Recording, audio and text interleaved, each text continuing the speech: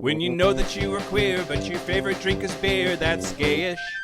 You can bottom without stopping, but you can't stand going shopping, that's gayish. Oh, gayish, you're probably gayish.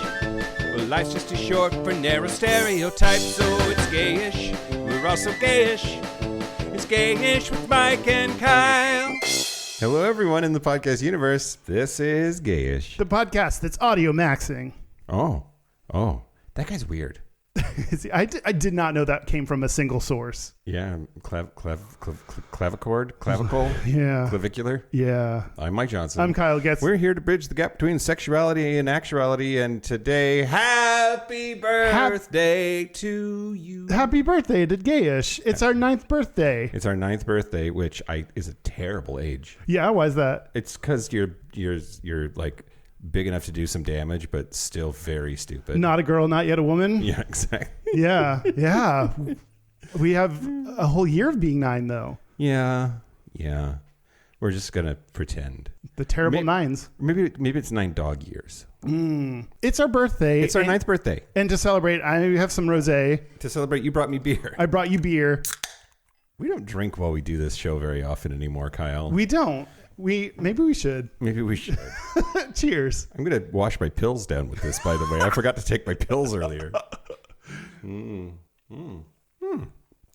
I FYI bought sparkling rosé because I, as a human, contain multitudes. Sometimes I drink still rosé. Sometimes I drink sparkling rosé. You know what? Sometimes I drink both. I think a little bubbles in your life is exactly what you deserve right now. Thank you. And it's perfect for a audio recording where exactly. I'm going to be burping and farting and whatever. Yeah, this is great. We're going to do birthday stuff. We put out a call to a bunch of people to say, hey, wish us a happy birthday, you fucker. No, we asked them for their Gayest and Straightest. That was just a vehicle to get them to do things for our birthday. Sure. So we have a bunch of like Gayest and Straightest to listen to of like ghosts of gayish past. Yeah. And I'm sure they'll love to be referred to as such. I mean, they're all dead. Yeah, to us. But first, we're going to do some stuff. Okay. Do you swish your beer while you're drinking your pills? No. Oh. Should I? It looked like a swish. Start. No, that's disgusting. Do you ever swish with jizz? No. Do you? Just get it all stuck in your teeth? Do you? No!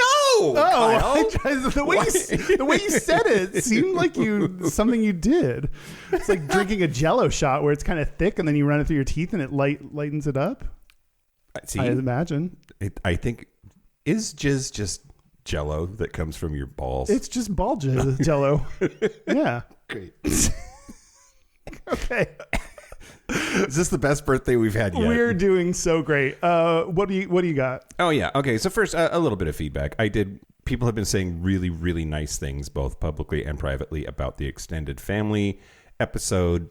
I think it had been a while since we'd done one that was like touching and emotional, and I just really thank you very, very much for those of you who have written in things. And here's just one of a bunch.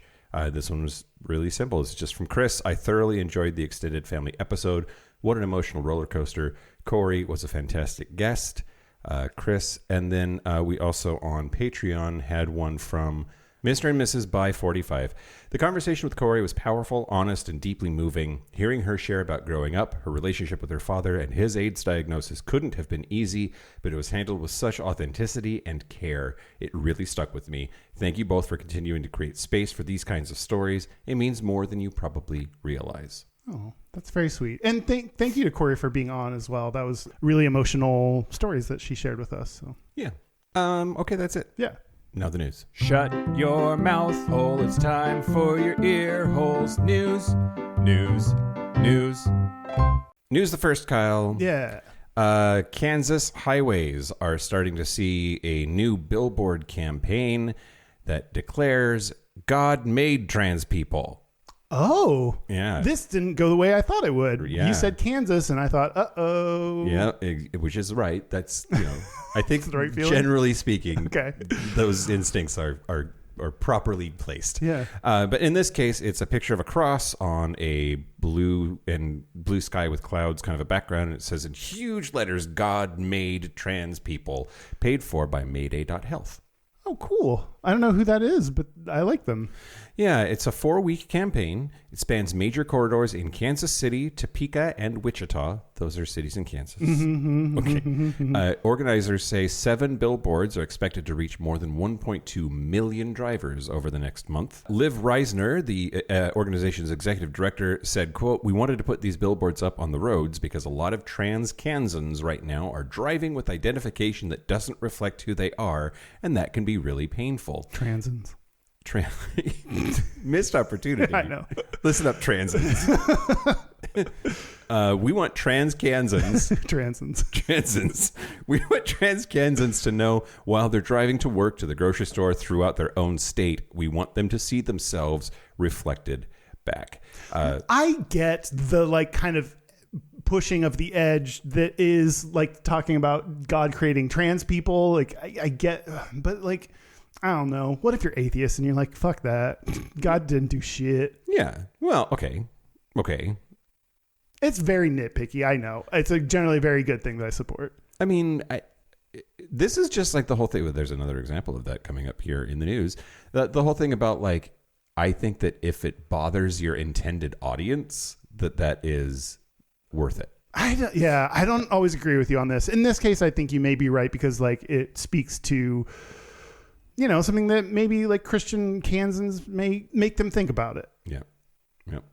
They're supposed to love all of God's creations or whatever, and then they are faced with the mirror that says, but do you really? Yeah, think about yourself and how you've acted.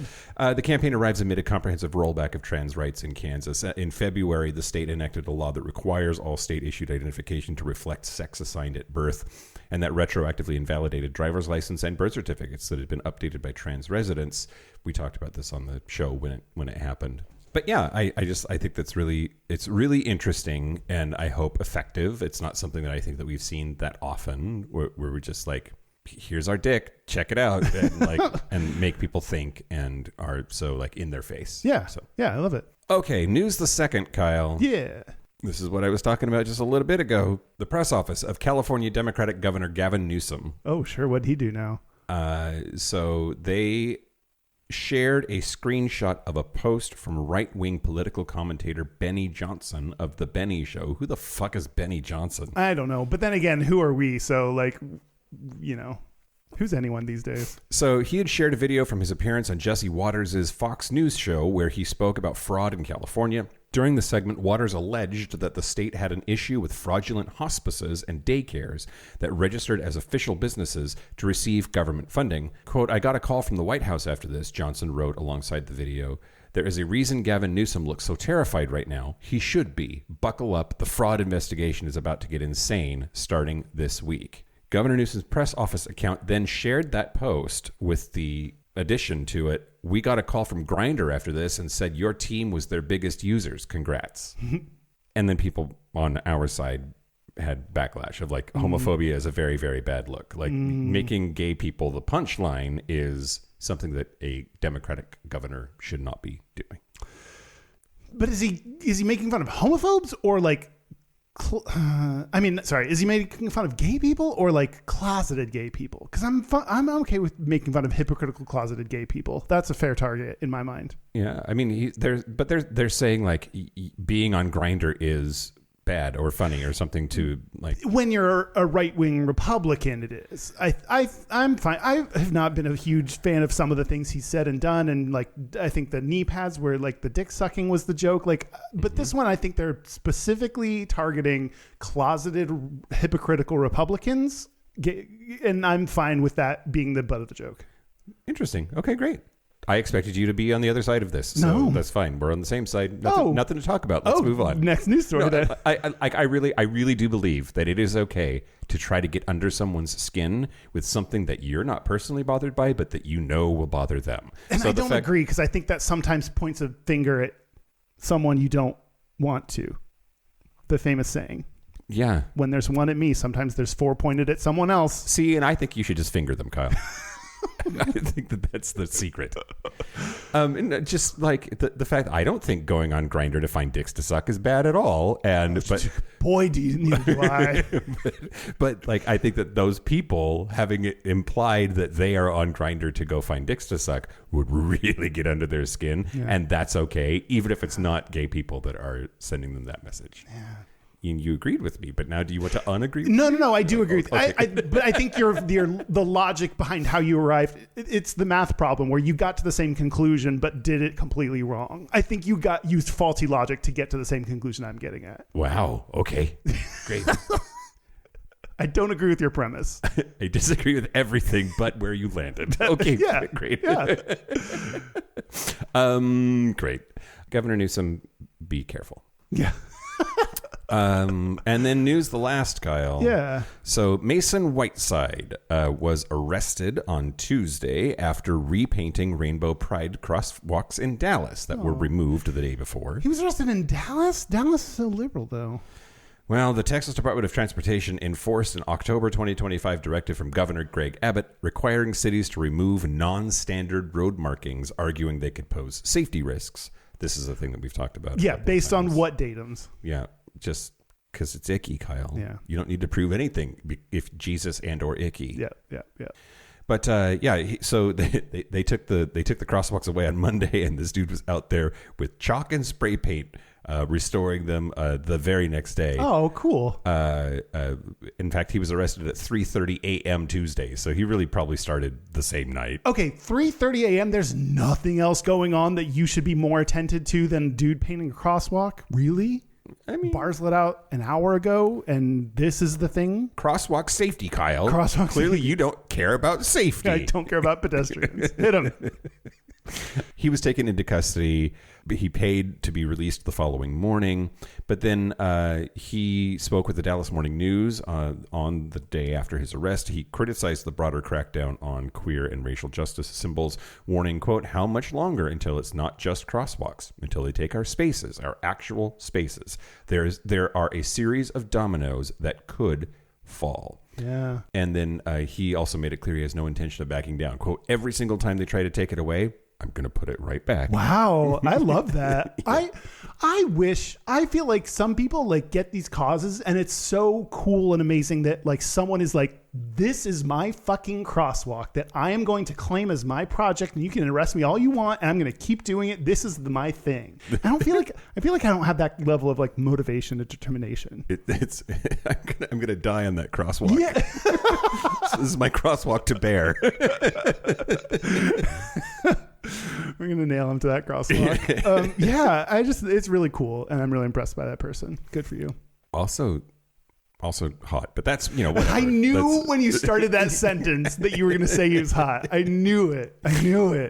That's the news, Kyle. That's the news. Speaking of hot people, I want to thank our Patreon members. Thank you to Aaron Schnauzer and Steven. Steven again? Yeah, we don't have any new ones. Kyle, it's our birthday. I know. Fuck this. I'm done. We're out. All right. End of episode. Goodbye. When you know that you were queer. Oh, no, there's no singing in the outro. Wow. Oh, Mike's sad now. What are we going to do? I'll have to do the episode anyway. Oh, I need to keep going. I have the rest of the thing to say. Oh, that's right. If you want ad-free episodes a day early, if you want to use Mike's hole, if you want to disappoint me less, go to patreon.com/gayish podcast. Do it. Great. You almost fucked up, but you got it. Do you want to have a birthday show, Kyle? Let's do a birthday show. We're going to talk about the number 9. We're going to talk about the number 9. 9 years old. Because we are turning 9. Which means that we just ended season 9. We're entering season 10, Kyle. Okay. Because we don't actually do seasons, but right. I do think it's useful to think about like the year that something happened as a season. And in retrospect, had we done seasons, maybe we could take a break over Christmas. Right. That would have been kind of cool. In retrospect, we don't. But we could. Could we start doing seasons now? This has all been seasons. It's illegal. It's illegal. It's that crosswalk. It's fucking illegal. Once you do 2 years, you can't change start it. Seasons. Like that'd be really fun if we were like, well, that's all for season 1. Took a little break. Right, yeah. And then we just come back with a different show. Yeah, now we're going to go to 8 episodes a season, Yep. like Paramount shows. Yeah. Or like some podcasts, they're like, whew, we did 10. Right. Yeah. I don't know, Kyle. Okay. We could just take a break during Christmas. I think we could. I mean, we're not getting any Patreon people to piss off, so like taking a little break is fine. Oh no, you've made Mike vindictive. Yeah. Okay. We're talking about 9. We're going to talk about 9. Yeah. We also, as mentioned at the very, very top of the show, we reached out to a bunch of blasts from the past. Sure. There's a jizz joke in there somewhere. I just can't make my brain do it fast enough. Blast from the past is when you get shot in the face by an old dude. Great. Right in the eye. Right in the eye. We reached out. We asked people to send in their gayest and straightest and what we mean to them. Yeah. No, I don't. We didn't ask that. Okay, great. But we do have a bunch of gayest and straightest, and we're going to play them throughout the show. Should we play one now? Yeah, let's do start. Okay, Yeah. great. We're going to start with one of our favorite people. We can't say he's our favorite because we have someone in his position right now. Oh. Hey, this is fucking Dan, and my gayest of the week was going to see Pillion, which I loved, by the way. Happy to talk to anybody about it. Saw it at a local theater here in Seattle, and went to a showing where everyone was in gear. Leather title holders, pups, old guard leather, folks from all over the gender spectrum. It was very, very cool.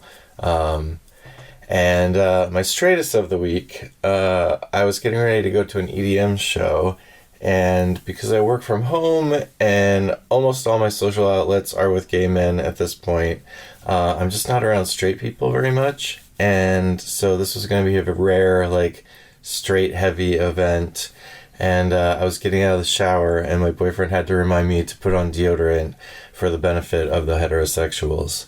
So that's my gayest and straightest. Thanks for having me, and happy 9th birthday, Gayish. Fucking Dan, the best first producer we ever had. You're saying that because we have another one looking right at us right now. It's fine. He's remote. Thank you, fucking Dan. Thanks, fucking Dan. And yeah, do you get the like occasionally not being able to wear deodorant for hookups? Do you have that come up?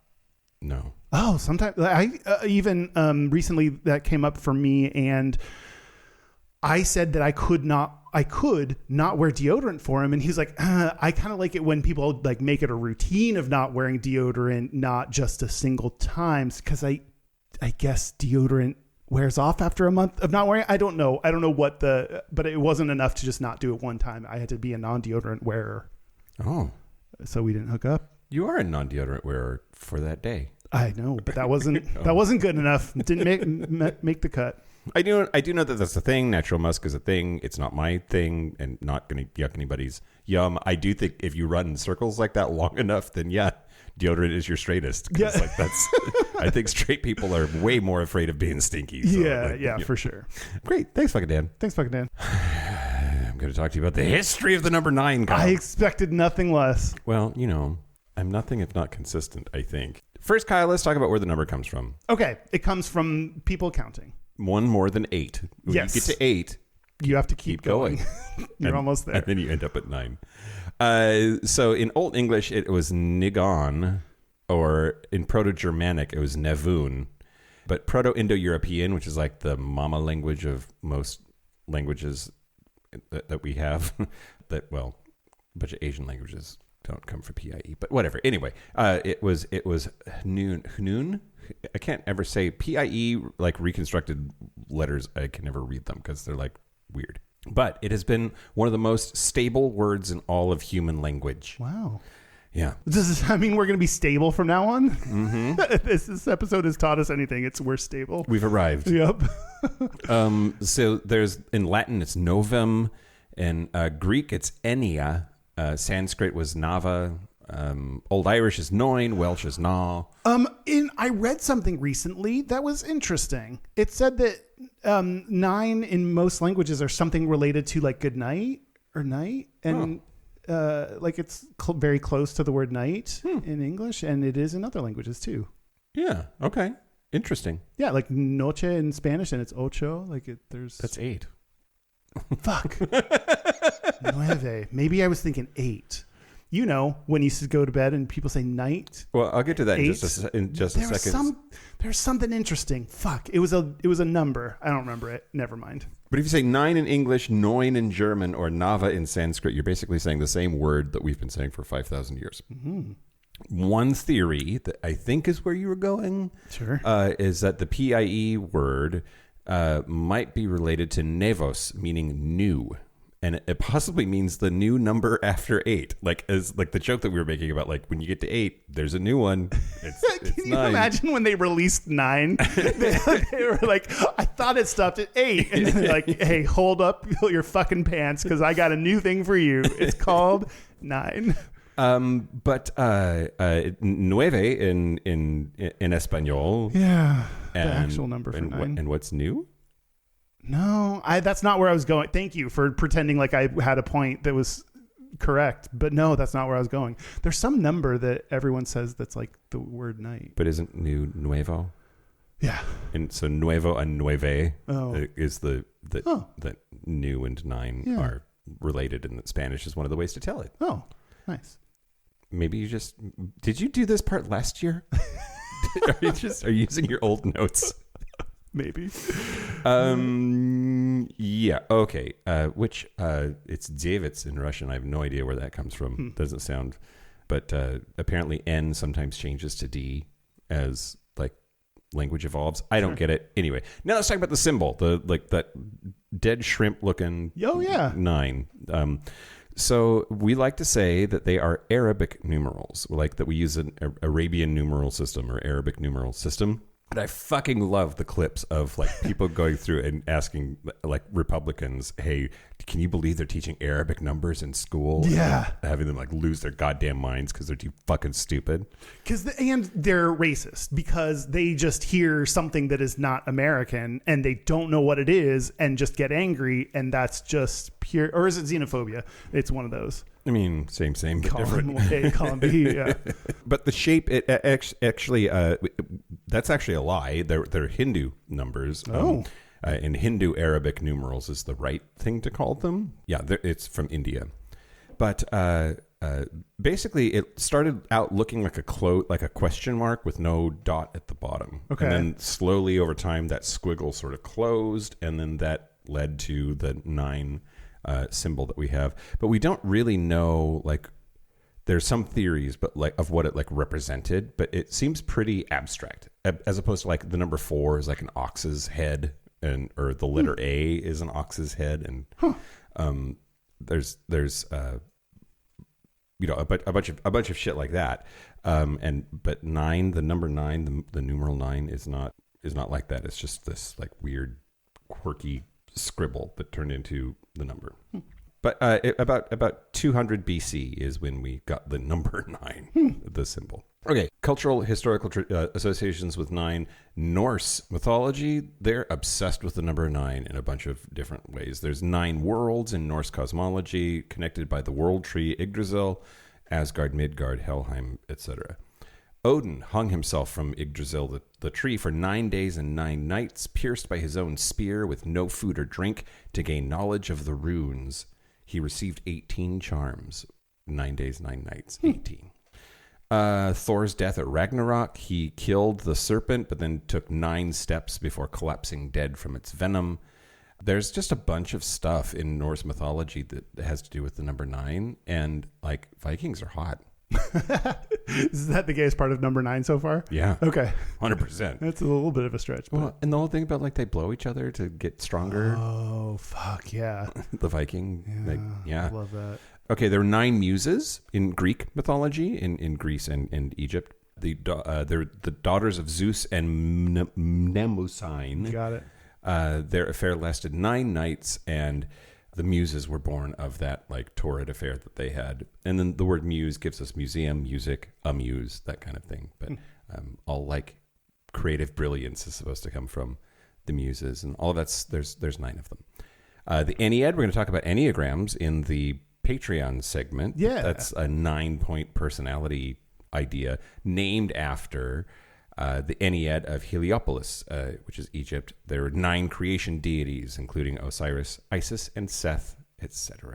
Dante's Inferno, the 9th circle of hell. Oh, that's the bottom of hell is the 9th circle, and it's important to remember that at least in Dante's Inferno, hell isn't hot. I mean, parts of it are hot, but like the bottom of hell, the ninth circle of hell, is cold. Oh. Frozen wasteland. Satan is frozen waist deep at the center. But sodomites are in the seventh circle. We're not even like bad enough to be all the way at the bottom, Kyle. Man, what do we got to do? What do we got? What's in the ninth circle of hell? It's just like, I think just Satan. Oh. So no one gets to join him? No. That's lonely. What is the loneliest? People who betray are in the ninth circle of hell. Oh. Wow, worse than murder? I guess that's kind of like a betrayal, isn't it? It's the betrayal of their life. Yeah. Yeah, treachery. Treachery is at the bottom. And violence. Violence against others. Okay. Yeah, that seems like murder. But worse than violence against others is fraud. Huh. Dante, Dante, I have some explain thoughts. yourself. Come back and explain yourself. But yeah, it's interesting to note that like the ninth circle of hell and like queers don't even make it to like the beyond level 7 or whatever. And that is called the violence against nature circle. Okay. Being gay is. So that's a little problematic. Yeah, which, as we've come to find out, every time we've done an episode about an animal, that nature's very gay. So it's not actually very natural to be gay. Yeah, absolutely. It's unnatural to be homophobic because other animals don't have that. Yeah. Our dog does not care that we are gay as hell. It doesn't give a shit. Yeah. And then I just wanted to talk about some fun sayings. Okay. Like cats have 9 lives. That's a thing that gets said. That's Shakespeare's Romeo and Juliet, which is like straight people. It's also a little problematic because they're 12 or whatever. Yeah. But Mercutio to Tybalt says, "Good king of cats, nothing but one of your 9 lives." That's the earliest known literary reference. But that might come from Egypt. The sun god Atum-Ra took cat form and gave birth to 8 other gods. So it was 9 lives in one. But in Spanish-speaking regions, apparently cats have 7 lives. And in Turkish or Arabic traditions, cats have 6. So cats don't always have 9 lives. That's just the one that stuck for us. Do you know, okay, one of my favorite things about language is unrelated to anything you're saying. But the idea that cats have like 7 lives and like different animals make different noises depending on the language. So like a rooster in English would go cock-a-doodle-doo. In Spanish, they go riki-ki-ki-ki. Riki-ki-ki-ki. Yeah. It's just such a weird thing that humans do to like come up with noises for animals. Yeah, I think dogs say wan in Japanese. Oh. Wan. Okay, the whole 9 yards. Oh. What does the whole 9 yards mean? God, my mind jumped right to like sexual, but like it's all of it. The like went further, like really far. It's all of it, everything. But we don't actually know where that came from. We really don't. There's a bunch of popular origin theories about the whole 9 yards that are just like wrong. That like in World War II ammo belts, there was 9 yards of ammunition that you would run through a gun. Cement mixers have 9-yard capacity. Something about Scottish kilt fabric needing to be 9 yards to make a kilt. It just like none of that is true. All of it lacks evidence. It's all just like bullshit. We don't really know where it came from. And in fact, there are earlier variants of the whole 6 yards in some places.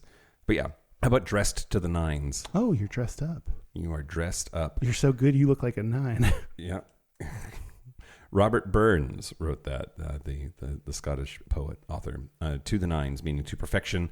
But it likely comes from an ancient association of 9 that is perfect. That 3 times 3 is perfect. And so gayish is perfect. Kyle. Oh, we're going to be perfect and stable. Yeah. This will be a fun change. Let's just fuck it up, really.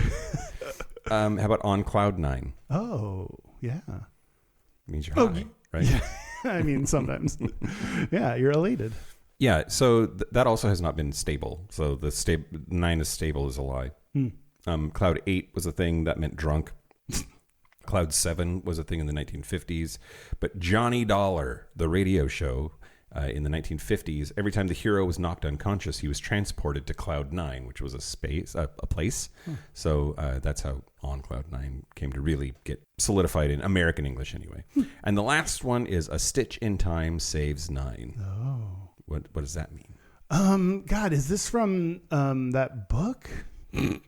I can't remember the name of it. Madeline L'Angles? No, that's not the book I was thinking of. That's the author, A Stitch in Time.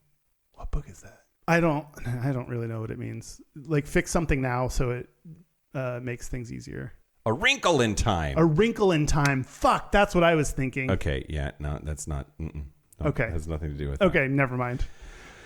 A Stitch in Time Saves 9 is just like fix it now, or you're gonna have to fix it way more later. Yeah. Like do it sooner, and just if once. I always thought 9 were like it means 9 stitches. Yeah, it means 9 stitches. I thought it's gonna kill 9 people because it's gonna snowball so much. Oh, death.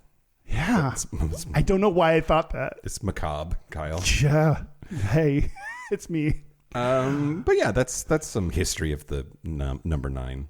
The history of 9. The history of 9. Well, let's drink while we listen to another Gayest and Straightest from somebody. How about that? Okay. Hey guys, it's Marty calling in for my Gayest and Straightest of the week. You guys are awesome. Love the show. The gayest thing about me is I was tasked with getting a watermelon for the family barbecue, and I learned a new skill or a new way to pick out the watermelon. You have to identify first the stem side of the watermelon and then identify what I have learned is the butthole. So the butthole, the smaller the butthole is, the better quality the watermelon will be, which I thought was very interesting. And that worked out perfectly. I guess the straightest thing about me would be the realization that I don't like watermelon, probably because of my old technique of picking out a ripe or a good watermelon was by licking the butthole. Love the show. Talk to you later. Bye. And then there's this one. Wait, What? you're a better watermelon than me, Kyle. Thanks, Mike. Hello, this is Murph Johnson. I'm calling in with my Gayest and Straightest of the week. I'm currently on a road trip with our father, and the straightest thing about me is we were debating where to stop for gas and which gas station we could stop that's going to get the most economical results for us, and decided on a Sinclair truck stop because it was 1 cent cheaper than the Jackson's rest stop across the street. So that was pretty straight. Gayest thing about me is my deep abiding fear for my father to hear my listening preferences when it came to the Spotify playlist. We're going through and there's a nice country song that came on, so I turned it on for him to listen to. And then Billie Eilish showed up next, and I immediately turned off the radio and started talking about a topic that was real manly. And that seemed pretty straight to me. So congratulations on your guys' anniversary. Love you both. Love the fans. And we'll talk to you soon. Thanks, guys. Oh, my brothers called in. That was lovely. Yeah. It's been a minute since we've heard from them, so Yeah. getting the whole Johnson clan back together. We should have them back on. Someday we're going to have you have to edit Mom and the three of us at the same time. I rue the day. I don't know what rue means, but I'm going to rue it for sure. Okay, I'm going to tell you about After Nines. Okay, this is the Gata of the episode. What is this? What is this? I will tell you in a moment, but this is from the study Switching on After 9, Black gay identified men's perception of sexual identities and partnerships in South African towns. This is by Joanne E. Mantle, Jack Umi, Toko, Thomas, Osmond, Theo Sanford, and Tim Lane. This is published in the Global Public Health Journal, which is a peer-reviewed journal. It came out in 2016. Okay. And this paper focuses... I already forgot because of all the names. Sure. What is this about? What's this paper, the next sentence is paper focuses on... Great. Okay, So I'm going to tell you. It focuses on... Motherfucker, I said I was going to practice this, and then I suddenly didn't. Fine. It focuses on... We're doing it live, Kyle. We're doing it live. Mpumalanga province, South African province. Okay. Province. Nailed it, probably. I don't know. South African gay men, their gay men's relationship with after nines, who are non-gay identified, stereotypically straight acting men who are called this because they express a disdain for gay men during the day, but have clandestine sexual encounters at night or after 9. Okay. So they're called after nines. So the methodology in 2011, field workers did 8 focus groups with 3 to 8 men have sex with men for a total of 52 men, and did 41 in-depth, semi-structured key informant interviews in 2 district municipalities in Mpumalanga province, South Africa. Okay. And they used purportive sampling via snowball techniques. Oh, no. I don't know what that means, but I had to include it. Yeah. Yeah. So here's the results. A lot of snowballs. So much snowballing in this. In the after nine community. Secret snowballs. They came away with a few different findings, and the first one was really interesting. There's a lot of diversity within the gay community, what gay men consider to be the gay community. Okay. So it includes gay people, trans people, drag queens, bisexuals, lesbians. Some gays included the after nines as part of the community. For one participant said, quote, "To me, whether you're bisexual or after 9, you still fall under the category of homosexual, because if you were straight, you would not be sleeping with men." I have some opinions about that, but that's what he said. Being gay was described a few different ways. It was being described as an inner feeling unrelated to your physical appearance. It was described as gender dysphoria. Oh. So someone said a boy trapped in a girl's body. Someone finally said another way they described it was a sexual desire unrelated to feminine gender presentation. So they had a few different opinions on what it meant to be gay in and of itself. Okay. You have confused face on. A boy trapped in a girl's body. A boy trapped in a girl's body is what one specific person said. Isn't a gay man. I'm so confused. What? This is supposed to be different kinds of gay, right? Yeah. This is how gay men described their feeling of being gay. But they don't have a woman's body, probably? Like a female body? I'm just very confused by the way that was. Oh, yeah. It should be a girl trapped in a boy's body. I would think. Maybe I just typed it wrong. Oh, okay. I now see your confusion. Okay, great. I didn't know why that was so confusing. It's probably the other way, and I just typed it wrong. Okay, great. Yeah. Let's go with that. Sorry. Happy birthday, Kyle. Anyway, the point being, they talked about being gay in a few different ways, and it sometimes overlapped with what we would call being trans. I sometimes thought of myself as being because of stereotyped ideals of what it meant to be a man and a woman. I'd be like, I'm more like a woman than other people. So that can be confusing as well, and sometimes have the same verbiage as what it means to be trans. Yeah, that's what that Shania Twain song's about. It's about gays. They often saw the receptive anal partner as being gay.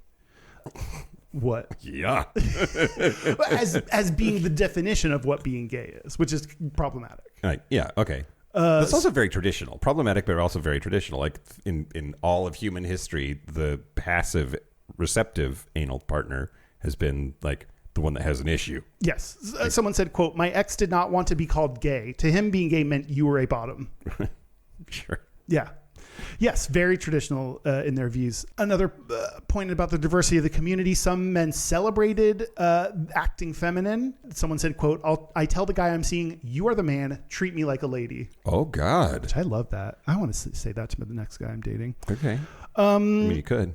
I could. See how that goes. We'll see how that goes. So far, what I've been doing has not been working. So, try something new. Other people thought you should be stereotypically straight and reject feminine behaviors, and that it was only allowable to act gay in front of your gay friends. There's like that whole thing about like actually taking it in the ass is the most manly thing you can do. It's super mass to be the receptive anal partner. How else? You got to do so much prep work. You got to have a lot of fortitude. You got to be emotionally there. It just takes so much to bottom. Yeah. Very manly. Yeah. And straight acting gay guys, which they described as straight gays, were seen as more desirable. We have that in our culture too. Yeah. It's like being turned on by toxic masculinity, which no one here is. No. And I don't know why you suggested that, Mike. Does it say anything about backwards hats? I think that was implied. After nines were different than straight gays because the after nines date women in public and hide their sexuality. So they're cowards. Some might say that. Some characterize after nines as not yet accepting that they are gay. Some didn't include after nines in the gay community because they don't face the same discrimination that gay people do, and in fact may perpetuate some of the discrimination that gay people face. Yeah. That part was all really interesting, so I took the most notes on that. There are a couple other findings that are, while after nines were seen as desirable, many also expressed frustration and dissatisfaction in their relationships with them, which is understandable. If you're with someone that doesn't acknowledge you during the day and in fact may shit on the gay community during the day, that relationship could probably be frustrating. Yeah. And there is also in this community an exchange of goods for sex. In general, the gay men would buy things like alcohol, food, sometimes mobile phone airtime in exchange for sex. What? Yeah. Less common was that the after nines would buy things like drinks and goods for the gay men, but it was most of the gay men that were giving things to the after nines. Okay. Which I think that's kind of mean. Like, if I'm going to bottom for you, you better be giving me something. Yeah. I mean, I deserve the besides things. dick. Besides dick. Give me dick and something. And jizz and something else. I deserve a third thing is what I'm saying. Yeah. But those are the after nines. Okay. All right. Yeah. Do you think a DL straight guy is hot, yes or no? The concept. That's a yes. Okay. I mean, it's like a begrudging, it's reluctant. annoying. I don't want to. I don't mean to. I don't try to. But yeah, because I think masked dudes are hot, and I also annoying, and I don't want. Yeah, it's not something I'm proud of that I like. But yeah. So yes. Okay. Great. Do you? No. Oh, really? You're so advanced that you don't. It has nothing to do with advanced. I think it's that because of the way that I'm wired, which you talk about all the time, my non-demisexuality, like I can't connect with a person who's so disconnected from like themselves. And how connected a person there is to themselves really has nothing to do with sex for me. The dick or the jizz that you're going to receive. Exactly. From and them. the third thing is entirely unrelated. Yeah, I get it. Let's another Gayest and Straightest. Yeah. This one your mom sent me over Facebook message. It's just text, so I'll read it. Okay. My gayest, I dropped some tortillas out of the package onto the floor. Gasp. I'd better throw them away. My straightest, I took another drink of wine, picked them up, and cooked them. 5-second drink rule. Yep. The alcohol kills all the germs. Yeah. Yeah, absolutely true. I have the same logic to my eating of things. Yeah. I got down on my, dropped an M&M and I got down on my hands and knees at my desk. And one of my coworkers was, I can't, seeing you down there, I can't lose any more respect. And then I ate the M&M and she went, never mind. Do you get on your hands and knees at work very often, Kyle? Next question. Great. Okay. Thanks, Mom. Thanks, Mom. She's not my mom. She can be kind of your mom. She's a surrogate mom. Sometimes.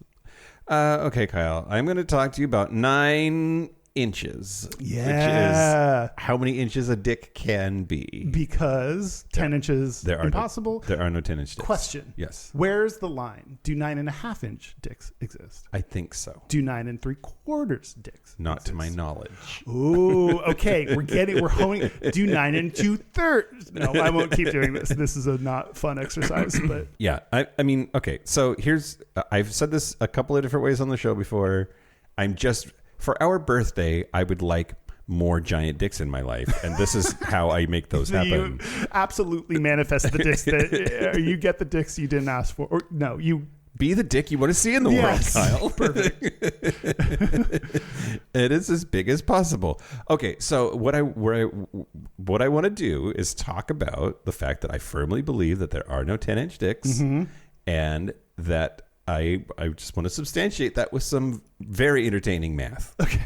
Love it. Okay. Happy birthday to you, Mike. Tell us math. In 2015, 2 years before we went on the air. Wow, the world was so barren. There was a meta-analysis in BJU International. No, there wasn't. Nope. I can't listen to anything else. But it was a meta-analysis. There were 17 studies in that study. Yeah. It was 15,521 men. all measured by health professionals. There was no self-reporting.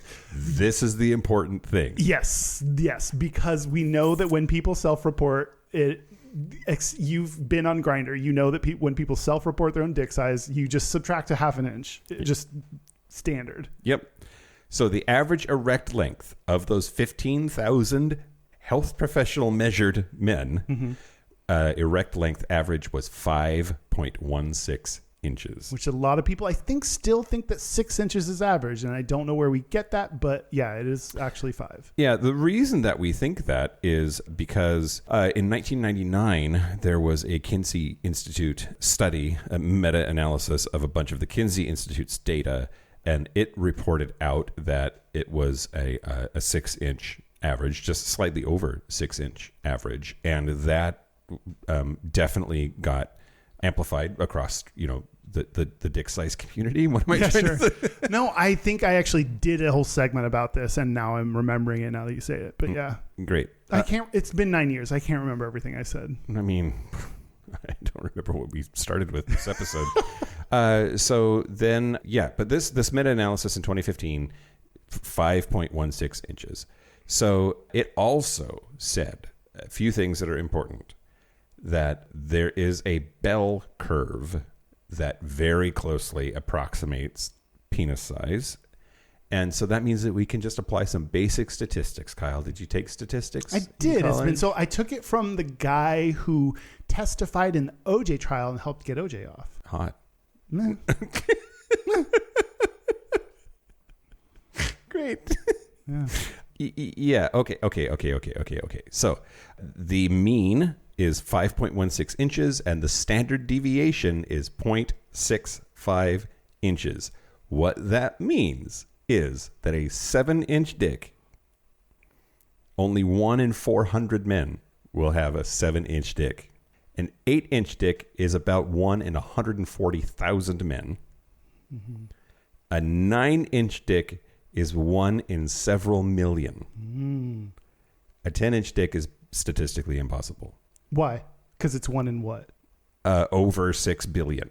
So we could have, maybe if you divide it out and based on the number of billions of people that are on the planet, maybe there's 0.6 of a person that has a 10-inch dick. Yeah, exactly. Well, except there's 9 billion people on the planet these days, and half of that is men, and that's 4.5 billion. So 1 in 6 billion. There might be one, Kyle. There might be one 10-inch dick. Okay. They've never been in my bedroom.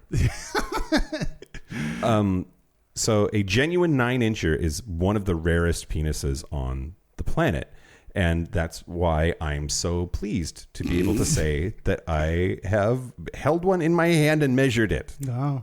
But all of those people who are out there that are like, no, for sure, my buddy's friend slept with a guy once in some random place on vacation, and it was for sure 11 inches. That's just not true. Just because your butt feels very full does not make it 10 inches. People are like, no, I've had a very big dick. And you're like, you don't realize how big 9 inches actually is. That's right. Huge. It's gigantic. Yes. Yeah. Yes. Okay. The other thing that I want to talk about while we're still talking about dick size, I don't know.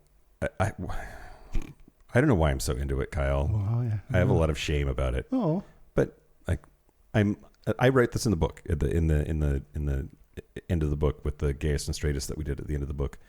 That I'm getting more and more at peace with the label of size queen for myself as a label. It's just super fun. I don't know why. Mm-hmm. But okay, so on self-reporting, gay men self-report bigger than straight men. Lots of thoughts about that. Why do you think that is? I mean, because dick size is so important in the gay community, I would imagine that it shows up on our profile information where straight people don't report their size to many people. We're just so accustomed to that being such an important measure of value and worth that I would think we'd exaggerate it more. Well, there are researchers, there are studies that have found exactly the opposite findings. One study suggested that the focus on the body in dominant gay male culture pressures gay men to inflate their estimates even beyond the already inflated straight male baseline. So it's basically all dudes exaggerate take a dude who's into dudes, and there's like a weird multiplication of size that happens. Yeah. And the researchers have called it the double presence of the penis in gay sex. Both partners have one. You're comparing in real time in intimate circumstances. The quote that I loved, quote, straight men compare in locker rooms, gay men compare in bed. That's a fundamentally different psychological dynamic. Yeah. And so Grindr tracks size from user profiles across 13 million monthly users, but notes it only reflects users who choose to disclose, which is already a self-selected brag pool. Yeah. Right? Like, yeah. if you have a big old dick, you're probably more likely to put it in your profile and talk about it and have a number associated with it. And so Dan Savage actually has pushed back on the idea that the apps created size culture. Quote, I'm always a little frustrated when younger people complain about Grindr as if it's brought out a different type of behavior than existed before. It's just not true. He talks about the hanky code in the 70s had mustard hankies, which meant into big dicks or have a big dick, depending on which side you wore the mustard hanky on. I don't think sure. Hanky codes allowed you to say, here's what I'm into in advance of a hookup. But I think we do more detailed level discussion through apps like Grindr and Sniffies that make it so you almost choreograph your hookup before you hook up. And I don't think that necessarily happened in the hanky code days. Yeah, I that's true. That's true. Yeah. A couple of quick other like side tops self-report bigger dicks than bottoms do, just as a population, which Fair. that makes sense. A lot of people think it's because of the association of just masculinity. The tops have to be more masculine, but also they're the one who's putting the dick in the hole, and like Their dick matters the most in the sex. equation. Yeah. Yep. But the chicken and egg problem there is like, does a bigger dick make you identify as a top, or does identifying as a top make you round up when you're self-reporting the size of your dick? I've seen some big old dick bottoms, and sometimes you're like, God bless you, big dick bottoms. Like, oh no, I reverse bless you. oh no, God bless you. Put that thing to use. It deserves to be inside me. So, I mean something. I mean someone. Big dicks are great, and they're also not always great inside of you, and if you're me. I get it. I've had a small butthole that it's been rough, so I get it. So to get to see, play with, interact with, flirt with a big old dick and then not have to put it inside you, that's pretty great. Are you inside? Yeah, sometimes. Okay.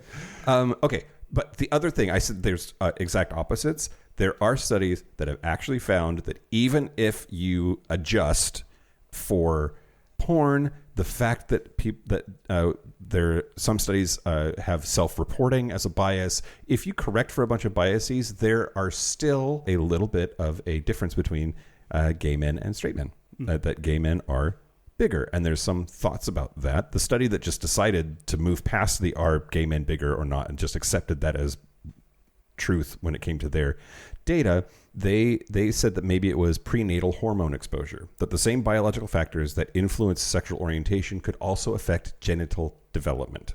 So we might genuinely just have bigger dicks, like the same hormones, genes, whatever, epigenetics that make a person gay might also give them a larger penis. So don't know. So some places say like, no, gay men just lie more or care more or like have apps or whatever, and then other studies that say like, no, gay dudes are bigger. Weird. If you have a 9-inch dick for our 9th birthday, send it to me. Bring it to me, show it to me. It's all that Mike wants. That's all that I want. Yeah. But yeah, and then we've also talked, there's the straight people do talk about like the overestimation gap, like girl inches. That's the internet's term for women overestimating their partner's sizes, because men have been lying to them for so long that women have also recalibrated to the lies. So like women will tell each other, my man's dick is XYZ, and it's almost always inflated by as much, if not more, than the amount of inflation found in self-reported numbers. Interesting. And I don't know if gay men do that or not. Do gay men do girl inches? I don't talk about my boyfriend's dick at all. Which so. I feel like gay people probably talk more about their boyfriend's dicks than we do with each other. I feel like that's kind of like a thing that we're atypical on, but I don't know. Well, one writer said girl inches are actually guy inches, and maybe that's true. Yeah. You know who does know, Kyle? Science. Condom makers. Oh. They're in the business of selling condoms, and they're not going to sell condoms to dicks that don't exist. Isn't that why like the smallest condom is a medium or something? Like I think. Well, there's also that they're taking advantage of and or influencing like dick size culture. Yeah. And if there are no 10-inch dicks, you're not going to sell any 10-inch condoms. And that's Right. why there aren't any. Right. So, Right. Anyway, that's it. Let's play another voicemail. Let's play another voicemail. Hey, this is your favorite fag stag, Doug, calling in from West Seattle with my gayest and straightest. My gayest moment recently was at Disneyland, and I saw this classic retro orange crew neck, and I had to have it. And I went around for 4 straight days looking for my size, and I finally found it, and I went to check out, and the cashier said, "Hey, you know this is a women's, right?" And I looked at her and I said, yeah, I do. And I bought it, and it's a little blousey, but it looks fantastic on me. For my straightest moment, I tend to listen to the podcast late at night, 3 a.m., while my poor 14-month-old is teething and I'm bouncing her. And I'm listening to the episode about Mike and Kyle talk about LeBron James, and I'm thinking, hey, they're missing some key stats here. And the biggest one that I wanted to bring up was how LeBron James took over the scoring title from Wilt Chamberlain. And Wilt was widely known as the highest scoring player on and off the court. He claims in his autobiography that he slept with 20,000 people as a player, which means that he was pulling a triple-double every night. So I thought that was a good call-out, deserved a mention. I love you guys. Happy anniversary. Talk to you soon. Doug Ankoviak, our favorite fag stag. Yeah. With a Disney reference, a sports reference. Yeah. That's magical. Yeah. Thanks, Doug. A reminder that he's bred before. And a fact that I actually about basketball that I cared about. Yeah, Wilt the Stilt. Yeah. Okay, I'm going to talk about the gay 90s. Okay. 1890s? Yes. Okay. Did you know that? Have you heard of the gay 90s? Well, yeah, I was not gay in the 90s, so I figured it wasn't that. No, I must be. was gay in the 90s. I was just closeted. I did not realize the 1890s were known as the gay 90s because it was full of fun and optimism and cum. Nope, just optimism. Right. There was cum. I mean, surely there have been, since the beginning of time, there's been cum. Yeah. There will be cum. There will be cum. There is cum. It was part of the Gilded Age, which is a profitable era in American history. Yeah, for some. For some. This is a good point that we will come back to. Mike, who was president in 1890? In 1890. Right now, Mike is thinking in his head. Yep. In 1890, that was right before. So the problem with the Gilded Age is that like we had a fuck ton of presidents, Kyle. They were all over the place. 1890s wasn't Garfield was 81, and then 84 was Polk, and then 80. I don't know. Fuck! I was trying to learn them. Wow. I was doing so good. You've never once before missed one. McKinley was 1896. Who was right before McKinley? Is it Harrison or somebody like that? Yes. Yeah? Benjamin Harrison. Yeah. Okay. Mike did not Google any information and has always gotten it right every time you pick a year and just ask who the president was. It's very impressive. You got there. So what happened in the gay 90s? In 1893, Thomas Edison completed the kinetoscope, which is the earliest known device for showing motion pictures. Kinetoscope. Kinetoscope. Mm-hmm. Kinectoscope. Kinetoscope. I don't know. Kinetoscope?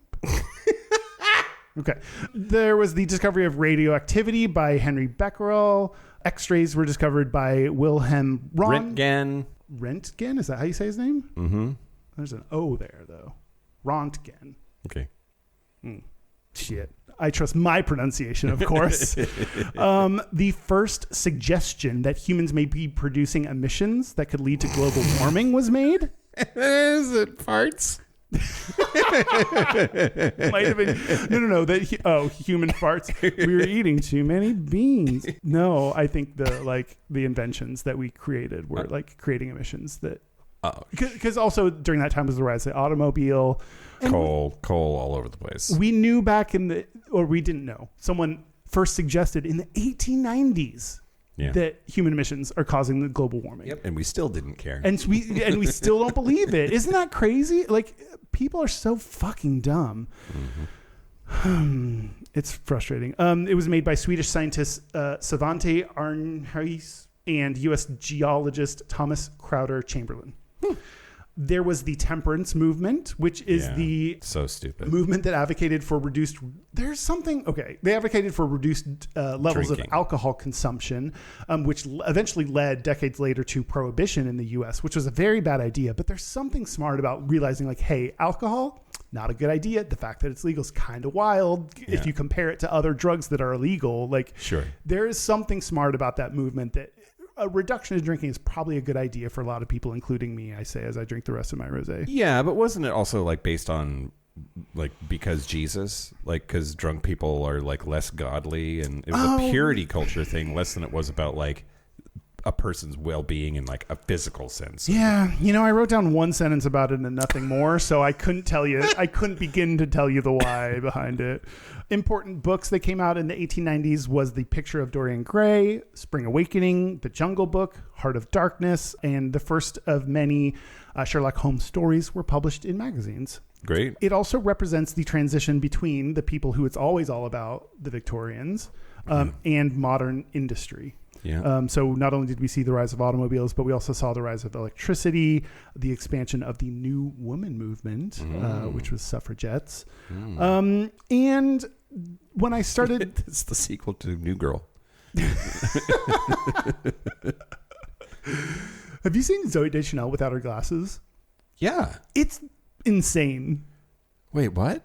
She doesn't look I could not identify Zooey Deschanel without glasses. You could put her in a lineup and I'd be like, I don't know, that's Jane Doe. Oh, great. You recognize her? Jane Doe Chanel. There was like a couple articles that I read that were like, look at how cool the 90s were. There's lots of cool stuff. The 1890s. And then I looked on just like basic Wikipedia and it was like, also during this time, was the Panic of 1893, a widespread economic crisis lasting until 1897, or some people categorize it as two different panics, the Panic of 1893 and another one in 1896. It was like a run on the banks, right? Like everybody ran to the bank and tried to take out their money, and the banks didn't have that much money. Yep. And everybody's like, wait a minute. What do you mean you don't have my money I gave to you? Yep. It ended on a run of gold it climaxed, according to the internet, in a run on gold from the U.S. Treasury. But the Panic of 1893 was, in 1896 was the most serious economic depression until the Great Depression. Mm-hmm. So in that time, that was the worst that it's ever been economically. Unemployment in some states rose to 25%. Wow. AI's coming, everybody. So why do we look back? Why did people look back on the 1890s and call them the gay 90s and pretend like everything was hunky-dory? What is it about the 90s that made people forget the serious stuff? It's so interesting the way that people view time and nostalgia and fondness for a time gone by. I don't know. Yeah. Do you have any theories? No, I was asking you. I don't know. This is where my notes end. I mean, but they don't mean homosexual. They mean happy. No, yeah, they meant happy. Which, I mean, that was one of my questions. What was it like for gay people back then? Maybe billionaires labeled it that because it was so good for them. And then like a lot of shit billionaires do, everybody just kind of was like, oh, yeah, that sounds right. Were there billionaires back then? We couldn't have had... Yeah. I mean, or by today's equivalent. Dollars. Yeah. But we didn't have like a literal billionaire back then. But yeah, maybe some of the ways that things get labeled are due to the influences of the rich people, and the rich people were like, time was cool then. I owned a car industry. We've had billionaires before, but I'm talking about like a literal $500 million, which did not come till later. Okay. I mean, even our billionaires don't literally have $1 billion. It's all wrapped up in... Well, okay, what is money? We can get down there. But like $1 billion net worth, like... Rockefeller, Standard Oil, he was the first person to reach $1 billion. When? 1916. Oh, earlier than I expected. I would say good work, but I hate them. So yeah, fuck you. There is no justification for $1 billion. No human, you cannot justify a human having that much money. Especially when there's so much shitty things in the world where, like, if everything was hunky-dory, then... I think that people don't also realize how big $1 billion is. Like, I think that they just... their head, like, shoos it off as, like, just, oh, big number. It's 1,000 million, and most people aren't millionaires. Like, that's... it's wild to me that people would, like, defend that as an accumulation of wealth. Like, it's wild. Anyway, the idea that the rich people control the narrative and things were probably, I don't know, probably going pretty good for rich people back when electricity and cars were taking off. Absolutely. Like, depending on what sector you were in. So that makes sense. And I think probably, like, rich white men particularly control the narrative. And when we say MAGA, we often mean, like, back to when America was great, when rich white dudes had the power.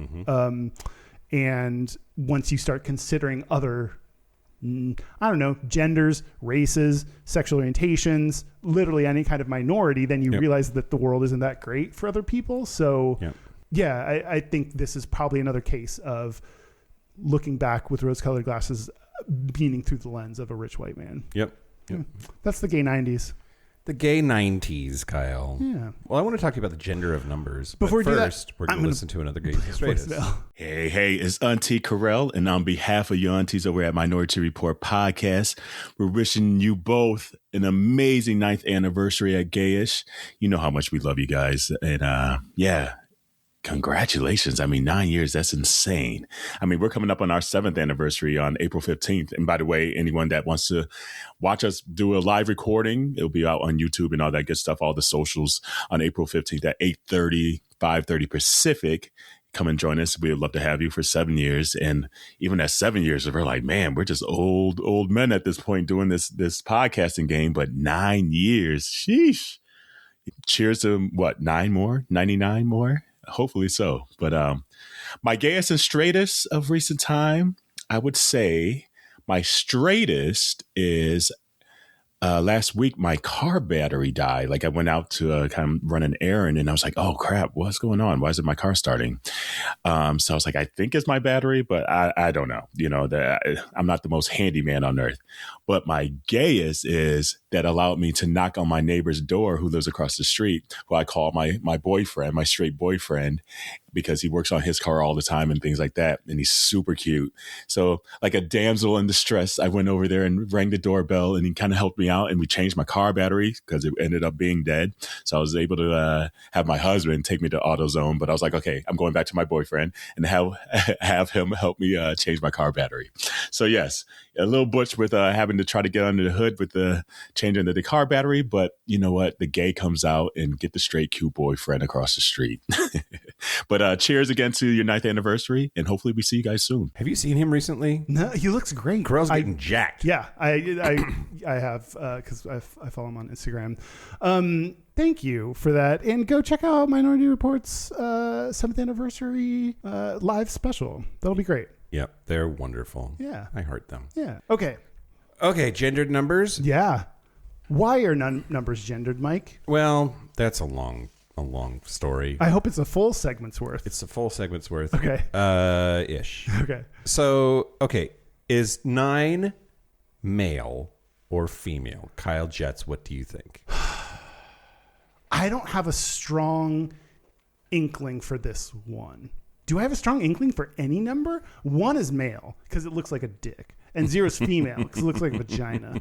But do I have a strong inkling for other numbers? I don't think I do. No, I don't know. So my mom actually has a specific kind of synesthesia where numbers have not only gender but also like personalities associated with them. And I don't know what she thinks 9 is. I should have asked her leading up to the episode here. But there's actual every human has, most humans, every human. Okay. The prototypical human Sure. has 7 holes in their head. Hot. I love a nose blasting. We haven't talked about nose blasting since season 7, I think. Okay. 2 eyes, 2 ears, 2 nostrils, and 1 mouth. 7. Now, if you have a penis, you've got 2 more holes below the waist. Mm-hmm. And 7 plus 2 equals 9. Mm-hmm. If you have a vagina, you have 3 more holes. So 10. Do you remember when you found out that people with vaginas had 2 holes down there? Yeah. You do remember that? Yeah. There was a conversation on our bus where someone was like, how many holes do you think are in a vagina? Yeah. And like it was a whole top where we were like, what the fuck? Yeah. It was like it must have been in high school or something that I learned this. I'm sure it was just way later than it should have been given the Texas public schools. Yeah. Anyway, so 9 is male and 10 is female, and that's my rationale for it. Okay. That makes sense.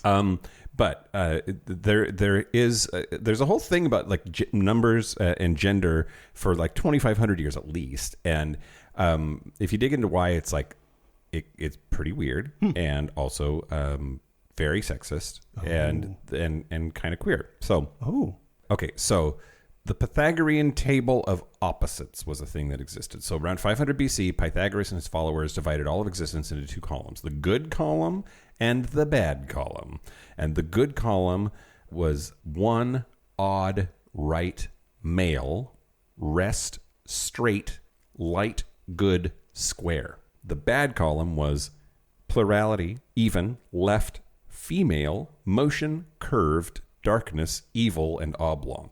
I feel like we're playing the weirdest game of like, what's Pictionary for words? Yeah. Categories. But yeah, so straight is literally on the male /good/light side of the table. As is odd. Yeah. And the opposite is all on the bad side. Wild. On the left side. So even like the Latin for left is sinister, and the Latin for right is dexter, as in like dexterity. We talked about this on the left-handed episode. Left-handed people are also often considered evil, which they're on the same chart then. Yep. So so female, curved, left, sinister, evil, all of that was like related. So the binary that queers have been fighting with was also anti-left-handed, right? Like that's the thing. And like symbols have a way of like persisting and fighting back when you try to combat them, and this seems to be in that sort of space. This chart feels like a joke someone made once that got taken too seriously. Well, yeah. I can see making a funny chart of like, what's bad? Oh, curvy things. Like, it just feels like someone made a joke and no. But they were like really into like form and type and categorizing things and putting them in nice, happy boxes. I guess so. But yeah, so odd is male. When you divide an even number of pebbles into 2 groups, they split cleanly with nothing left over. But odd numbers always have 1 unit remaining, and that leftover unit was called the monad and is basically a dick. Okay. Men. We need to talk about something. The thing that protrudes. Yeah. So if you try to divide an odd number of things evenly, you end up with an extra leftover dick. Sure. That's the thing. And adding odd to even always produces odd. So there's like a masculine, like dudes always win, or masculinity cancels out femininity, because if you add odd things together, then they end up, if you add an odd and even together, then it cancels out the evenness and makes it odd, which is masculine. Okay. But then the queer thing is, so that means 2 dudes, 2 odds, add together 2 odds, you get an even. And so 2 dudes together is feminine. Yeah. And evil. Huh. So there's some queer theories about that, like weighing on how we're perceived or symbolized. Wow. What do you it's a stretch. Your face is saying like not. It's a little bit of a stretch. It's just like really weird that people make up shit. Like some dude and his friends put all this in a chart, and then the ideas of it persist for generations for some reason. Like ideas have this way of permeating like our minds and cultures, and in a real real fucked up way, because like you don't have like a second to stop and be like, oh, hey, that's really dumb what you just said, and then it should stop there. Yeah. That's also the Trump presidency, but here we are. Here we are. There are no bad ideas, just bad people, and boy, are they. Okay, so also the number 1 is sort of the original like non-binary icon. So really? The Pythagoreans said that 1 was neither male or female. 1 is not odd. It just is. 1 isn't a dick? Oh, that's crazy. It was the source of all numbers, not a number itself. So adding 1 to an even makes it odd. So a 1 can make something that is female turn into male. And adding 1 to an odd makes it even. So adding a 1 to a male makes it female. Philosopher Philolaus called it even odd and said that 1, the number 1, is literally a gender changer, which that's really interesting, that there's this like idea that you can change genders and that it's somehow mathematical to this weird system. Yeah. And so 9 is the highest single-digit odd number and is considered the apex of masculine numerical energy. So 9 is as masculine as you can get in this view of things, because it's, after that you have 2-digit numbers and placeholders and blah, blah, blah. But yeah, so ancient mystics called it the boundary of all numbers. And but also at the same time, 9, it has these weird associations with pregnancy. Like we say 9 months of gestation, which is actually closer to 10. It's weird that we say that because it's 40 weeks, right? There's 9 gates or openings of the human body. If you consider the labia to be one hole instead of a thing that hides 2 holes. I guess when you talk about openings to holes. Okay. Yeah. Okay. I mean, like your inside your urethra eventually branches to like the thing that sends urine and the thing that sends ejaculate, right? Like, you got a different. Jizz doesn't come from the same urine pocket. Right. Exactly. Does not come from your bladder, Kyle. Which is why you can't pee when you're hard. Okay. So, and then 10 was like the holiest number. It was the tetractys, 1 + 2 + 3 + 4 = 10, and they would swear oaths by it. Bless us, divine number, thou who generated gods and men. But 10 is even, so technically feminine by their own rules, and they resolved this by declaring 10 so perfect it contained the nature of both odd and even, both male and female, both limit and unlimited. It had a 1 and a 0, a dick and a pussy, and so it was perfection. Okay. What do you think about that?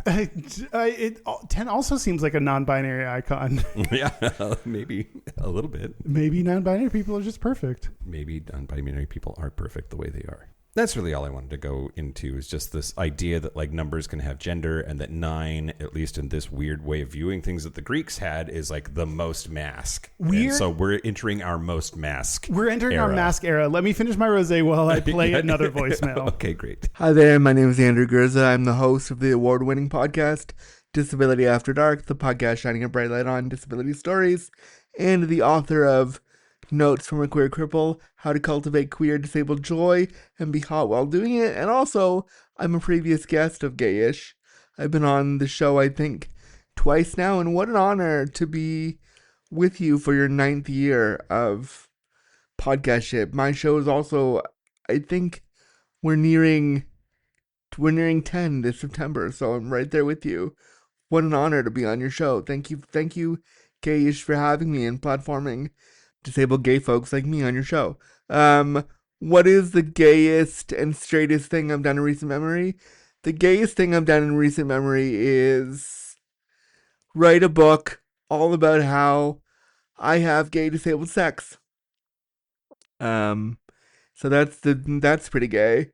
And the straightest thing I did was when I wanted to impress a guy recently, I dropped my voice a few octaves to be like, hey man, what's up? Hey. And I felt really weird doing that. And I also realized, I guess another straight thing that I've done is I realized that I maybe wanted a partner. Whoa, how heteronormative. Wow. That's probably the straightest thing I've done. But I'm so proud of Gayish. Thank you for being an important podcast for all of us out there.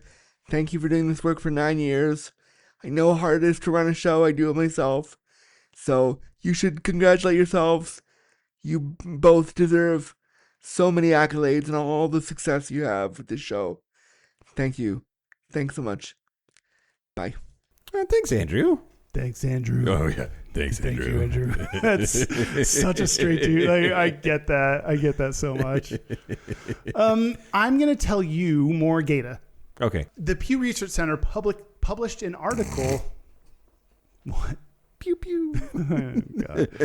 I almost forgot that. I lived in a blissful world that I forgot that you did that. I mean, I think I've spared you the last couple of times it's come up, and it's our birthday. I get this, Kyle. Okay, fair. You know what? You get it.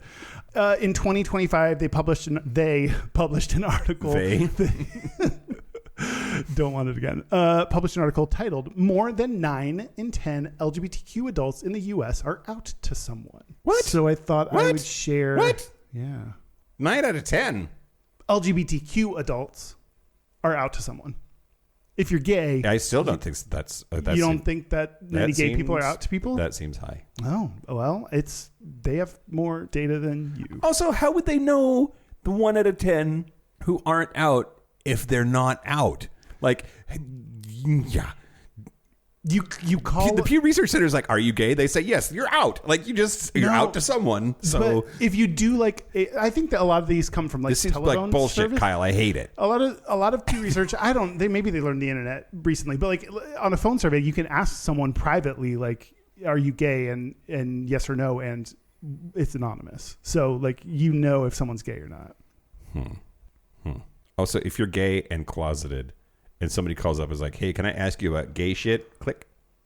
Yeah, though then their data is not reported in that. So then they're not part of the, like, if the actual number is 4 out of 10, there's 3 people hung up. They didn't even get their info.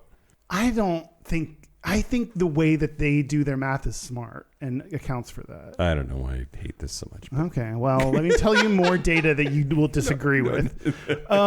So the number is actually 96% of LGBTQ adults say they are out to someone or told someone they might be gay. And other fun datums that I learned from this survey, 82%. Have you ever 96 with someone? Is that it's 69 upside down? It's when you just turn your backs to each other. I was in a relationship where we 96 a whole bunch. We didn't last. The 82% of LGBTQ Americans say they first felt they might be gay before the age of 18. Might be gay. Yeah. I mean, like, I feel like a lot of people, when they are coming out, it's been a long time since you've come out, as have I. We're both old men now. But when you... and true. It can be both. But like when you first come out, you're like, oh, I might be gay. And you're like deep inside, but like, I might be gay. I guess I might be gay. That's true. Anyway, 58% felt they might be gay before the age of 14. So a lot of people, more than half of people, knew they were gay before the age of 14. This is total projection on my part. We talked with Corey last week about this. She asked, this didn't make the episode. I don't think we were recording at the time, and she's like, when did you know you were gay? And like, I came out at 30. I knew I was gay when I was like 12. And that's those years are like societal pressure. That's the math there says that's fucked up. But then also, this is projection on my part. It's everyone's story to tell. Is like, how could you not fucking know? Like, dudes are hot, and like, Yeah. So when people are like, I had no idea until I was 24, I'm like, you liar. I don't actually think that. But like, it's so wild to me that you could be that like surprised by your own sexuality that far into ostensibly having one because hormones. Like, okay, so a little more gay that I think will be important. Gays and lesbians are more likely to have been aware of their identity at a younger age. When you look at people that knew before the age of 14, 71% were gay and lesbian versus 58% were trans and 50% were bisexual. So bisexual and trans people are less likely to have known at a younger age. And I think that's, again, it goes back to society. I think if you're bisexual and everyone says like, you're straight. Pick a lane. And pick a lane. And then they like people of the opposite gender. They're like, oh, cool, this is normal. And they don't even realize you can be bisexual, that exists, that the feelings they have are not feelings that typical people feel. Yeah. I see this thing on Twitter. It comes up all the time where someone was like talking to their grandma and they were like, oh, like, how do you know you're lesbian? And she's like, well, I like girls' butts. And she's like, well, everyone likes girls' butts. I'm a girl and I like girls' butts. And her sister's like, your grandma, no, I don't look at girls' butts. And she's like, oh my God, I might be that. Like, people don't realize. I think we just don't talk about bisexuality or trans issues enough for people to realize. I think if we did a better job of that, maybe people would know earlier. Yeah. And I wonder about like transness isn't as visible in a positive way for people to like have the thought, maybe I'm trans. Like, I wonder if you have to have the idea to have, like, the idea has to exist for you to have it. Yes. The concept has to exist for you to have the idea. Yeah. Like, you have to grasp onto something. You're not just going to be like, this is the Sapir-Whorf hypothesis, right? Is that from Star Trek? No. Oh, okay. Kyle. Worf from Star Trek? He's the Klingon. Very good. I'm so proud of you. He has 2 dicks. You can have them both. But that's the dream. Okay. Even though 58% of LGBTQ people felt that they were gay before the age of 14, only 14% actually told someone when they were that young. Oh, sure. That makes me really sad, that statistic. That's sad. Yeah. It's very sad. Someone in my life, when they were 14, came out to me. And we never spoke of it again, and now they're like a full-on adult and not visibly any kind of queer at all. Wow. And I don't know whether to ask her about it or not. Do you have the kind of relationship where you talk about serious things like this regularly? I don't see her that often. I'll tell you more about it later. Okay. Yeah, just like matching the like conversation with your existing style of communication and friendship makes the most sense, I would think. So like all of a sudden getting deep when you're not used to that is bad for butts and for friendships. Or maybe great. I don't know. She does have a great butt. Good. So happy. Yeah. The last thing, many LGBTQ people aren't out to everyone. So 32% aren't out to extended family. 25% who are employed and have coworkers aren't out to any of them. 23% aren't out to parents or the people that raised them. That's wild to me. 23%, like, yeah. And then 18% who have siblings aren't out to any of them, and 5% aren't out to their friends. That's crazy. Yeah, to not be out to your friend, like, I mean, I get if you don't have a strong if you're a little bit older, you don't have a relationship with your parents that really matters to you. I guess I could see not being out to them. That's still wild to me. But like your friends, like the people that see you every day. I mean, I guess that's why it's only 5%. But also, I rarer. think people can use the word friend for like what other people might consider an acquaintance as a friend to them. Yeah. Like I think that's a slightly ambiguous term. That's true. There are lonely people. Just in people who don't overuse the label. Okay. Kyle. Or people that only have acquaintances in their lives and they're like, I guess this is friendship. Yeah. It's a rough life. Great. That's Gata. Great. Should we do another Gayest and Straightest before we take a break? Yeah. Okay. Well, this is Derek. And this is Romaine. And we are, of course, Derek and Romaine. And we are thrilled that Mike and Kyle are celebrating their 9th anniversary of the Gayish podcast. Congratulations, guys. I remember when we had only been doing our show for 9 years, 400 years ago. Yeah, I do remember that. I feel like that was right around the time we did our first DNR cruise. That is true. We did our first listener cruise to celebrate the 10th anniversary of our show. And we're very excited that Mike and Kyle are going to be doing a cruise with their listeners. We're going to be there too with our listeners in February of 2027. So just in time for their 10th anniversary, they're also going to be doing a cruise. And let me tell you something. Their listeners should be excited because they don't even know how much fun they're going to have. They're going to have the absolute best time on that cruise with Mike and Kyle. Yeah. And we're going to have a great time. We're really looking forward to it. So people can get the information at dnrtravel.com. But if you want to spend a week on the high seas, drinks included with Mike and Kyle, all sorts of shenanigans, you should join us for that. Now, Mike and Kyle have asked us to give us our gayest and straightest here in honor. Oh, in recent memory. In recent memory. Now, here's the thing. Yeah. I don't, because we have previously done the show, and I did not, I don't remember what my gayest and straightest was last time. So I don't want to repeat myself, but you know what? I have we'll each do our gayest first, and then we'll do our straightest. Okay. So my gayest, Romaine and I both recently moved, and I moved into my place in late November.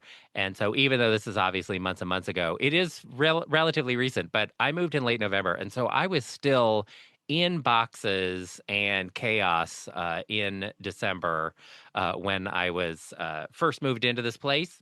But I prioritized putting my Christmas tree up, and Romaine made it was pretty gay. That's But you pretty know what? fucking Romaine gay. made fun of me. But I said, you know what? I'm trying to figure out where all the furniture is going to go, and knowing where the place is that the tree is going to be is kind of important when you're arranging the furniture. So you can shake your head at me all you want, lady.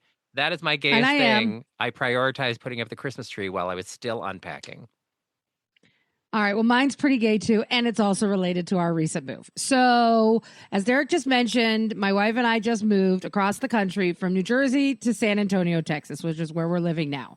And the gayest thing I've been doing lately, and this will not surprise anyone, is I have been super lesbo homo handy lady around the house, which means my DeWalt power tools have been getting a lot of overtime. I've been hanging cabinets. I've been putting together furniture. I've been using the level and the lasers and all of the things that a handy lesbian should know how to use. That's been me. Putting shit together every day for weeks on end. So yeah, that's the gayest shit That's I've been pretty up to lately. Les. Okay, and now our You straightest, mine will also be holiday themed because why not? So mine is Oh, God. that in the month of December, everywhere I go in public, I'm wearing a Santa hat. And here comes the party. And nothing says straight guy like in being in every situation in December wearing a Santa hat. Ugh. Terrible, Like you're like right? fucking Clark Griswold. What the It's hell? one of my most embarrassing That's pretty straight bad. man traits. And but I fully That's pretty embrace bad. it. So Yeah. there you go. Okay, my straightest thing that I did lately, and Derek reminded me of it. So recently, so we moved to Texas, and recently I was out in the garage, and I saw something I've never seen in real life before, just in random in real life, and there was a scorpion in my garage, and it almost got me, and I freaked out. I was like, ah, like a girl who sees a spider. That was me seeing a scorpion. I was like, ah! Oh no, a scorpion. And I go running inside to my wife, and I'm like, there's a fucking scorpion in our goddamn garage. You gotta help me. And she's like, yeah, right, okay, lady. And then she goes out there and she was like, ah, a scorpion. And we were both scorpioning, and we didn't know what to do. And so luckily on that same day, my very butch nephew had happened to just come for a visit. And so we're like, hey, tough man, go deal with this scorpion that neither of us wants to deal with because we're scared.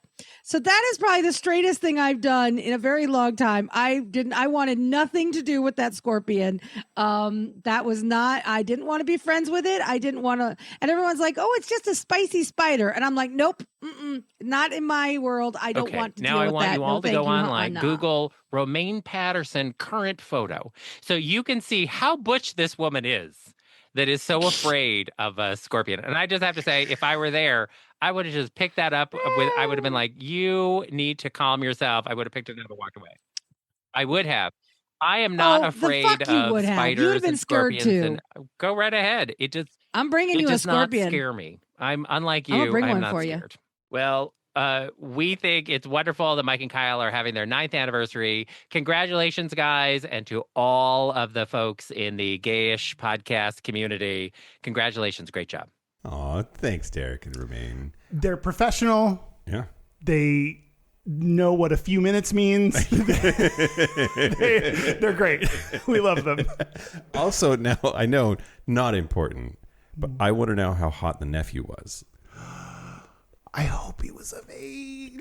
Well, that would inform the That would hotness. okay, good. Good. Well, you didn't say which way, so okay. Thank you, Derek and Romaine. Thank you, Derek and Romaine. And we are very, very excited to take our listeners to go meet your listeners and see what weird shit happens. Yeah, I hope that a scorpion comes on the ship with us. We'll name him There's going to be some double scorpion on the ship. Yeah, that's for sure. If they haven't shut down, I think they don't exist anymore because of FBI raids. And how long does it keep? I don't know.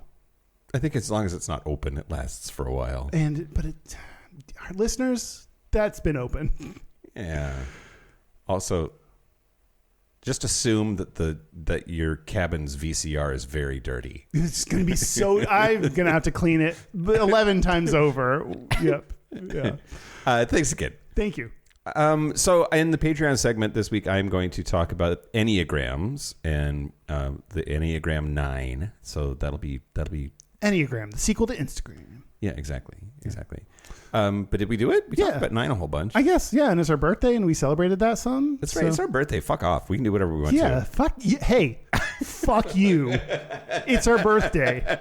Go fuck yourself, and no one likes you. Take your pants off. Show me your dick. Should we take a break? Let's take a break. Break. This is the part where Mike and Kyle take a break.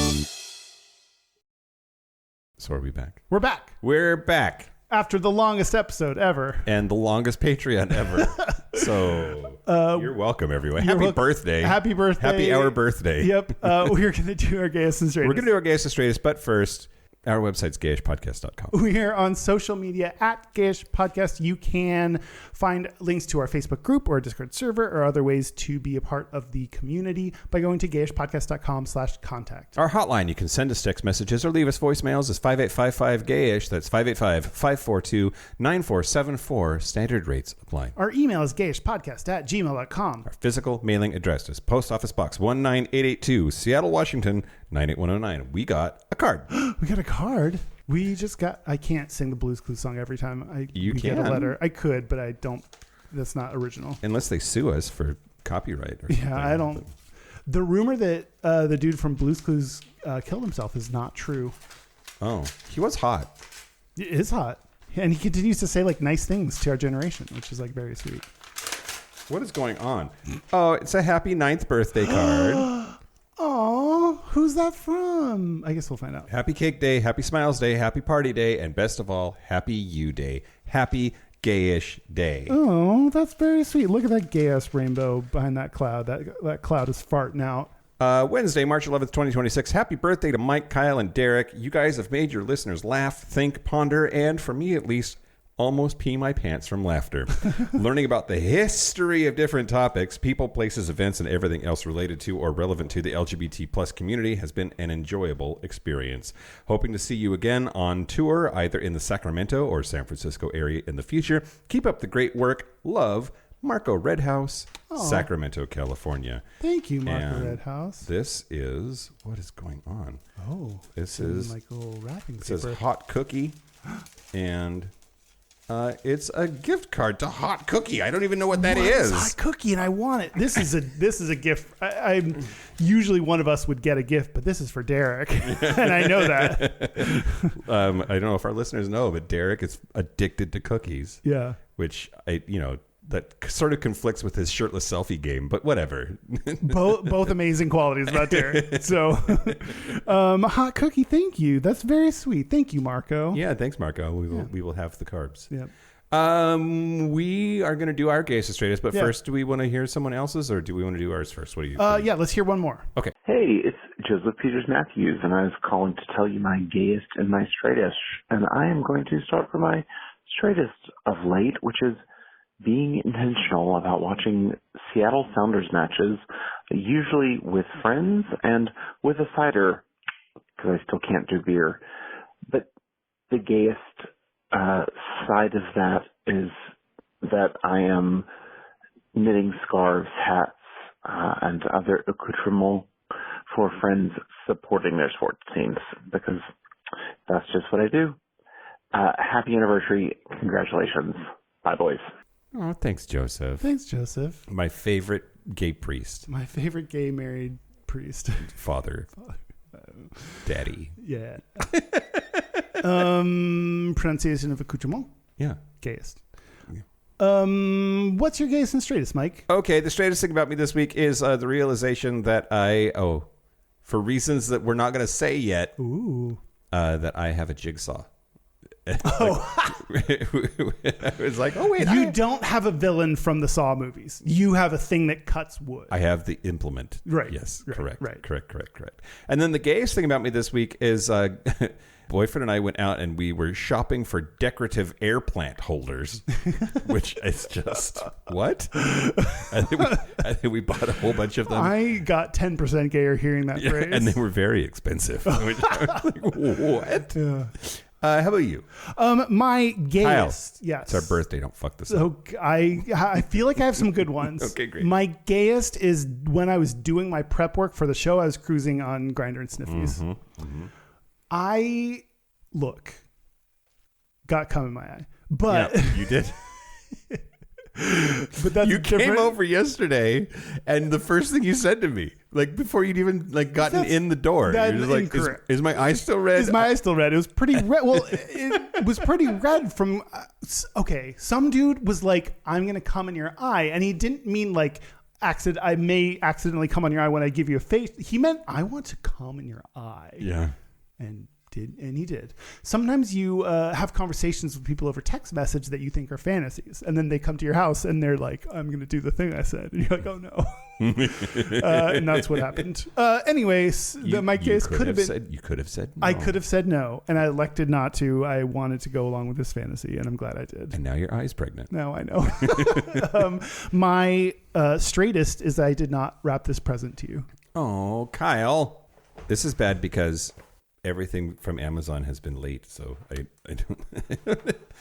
Oh my God! It's a sign. It is a rainbow sign that I will also not tell you as the audience why I'm getting for Mike, but hopefully it's something we can have in the studio. It's fucking great. I love it. Yeah. I love it. I love rainbows. Mm-hmm. It could have said happy birthday too. Oh, there's no batteries in it. I was going to turn it on. So shit. I should have opened it up and put in batteries. Yeah, that's okay. This is great. Thanks, Kyle. Yeah, no problem. I'm going to mail you $10. How do I want to do this? I don't know. It'll be here next week. Okay. And then we can deal with it then. Okay. Oh, it has a USB charger? Yeah, apparently. Oh, I did not realize that. That was not. I can't unplug anything, though, or the internet will stop. We need all the things you have plugged in. I don't even have a USB connection on my Mac. Yeah. Oh. It's sexy. Oh, it doesn't really read on fuck. It doesn't read on camera too great. God damn it. We'll fix it. Okay. We'll put it, I don't know. This is also, anyway, you have to cut all of this, I guess. Okay. We have one more Gayest and Straightest from a past guest. Hey, Gayish. It's Felix calling to congratulate y'all on your 9 years of podcasting. That is crazy. 9 whole years of podcasting. Well, you gotta spell whole, right? Anyways, thank you for all the amazing learnings and wit and fun, even if you've almost made me drop weights on myself at the gym on more than one occasion. I am super grateful for y'all and everything you're doing. So, in spirit of those fun times, my Gayest and Straightest recent memories coming up. So, I don't know who else can relate, but my gayest moments recently is probably the squeal that came out of my body when Jonathan Bailey came up on screen in that latest season of Bridgerton, followed by just a sheer disappointment of realizing that that was the only episode he was in. But it's okay. We got Wicked, so I'm happy. And my straightest would be power tools, building cabinetry, weird angles, trying to get those screws on tight, woodworking, the works. It sounds really gay, but hey, manual labor is supposed to be straight, right? Anyways, congratulations again. Thank you all for putting out these episodes. Love y'all. Big fan. And I'll chat with you guys soon. God, he's hot. Okay. Thanks, Felix. Yeah, Jonathan Bailey squealing that's pretty gay. That's pretty gay. People's sexiest man of the year, Jonathan Bailey. People said such nice things about us and to us and for us and about us. We barely had to ask. We only had to subtly hint at them asking for it. Yeah. I think Is 9 gay? We didn't cover that in the main episode. I think a 9 is, yes, gay. Okay. Because odd is evil. No, even is evil. Even is evil. Why is... Okay. Because it's odd is masculine, and it is the most masculine of the single-digit numbers because it's the biggest one. I think 9 might be straight. I think you might be trying to make 9 gay. Stop trying to make fetch happen? Yeah. Okay. Okay. Hey, Kyle. Hey, Mike. Happy birthday. Happy birthday, Mike. Let's do this for another... I mean, Derek can remain. Derek said 99, and I will be dead. I'm not going to live that long. You can't do this from your grave. That's selfish. I want to thank our super gap bridgers. Thank you to Matt H., Jesse, Adam Y., Locomotive, Simon Strachey, Kaylee Adams, Kit Oliver, Kobe Gordon, Squoggle, Andrew Bugby, John Crowley, Stephen Porch, Yost Ossel, Jonathan Montanius, Forrest Nails, Steve Douglas, Explosive Azania, Michael Covington, Thomas B., Dusty Sands, A. Coleman, Chris Cacciatorians, and Jerome York. Thank you for your support. Thank you for your money. That's it. This has been Gayish from the Chris Cacciatorian Studios. I'm Mike Johnson. I'm Kyle Getz. Until next week, be butch, be fabulous, be you. Happy birthday. See you next week.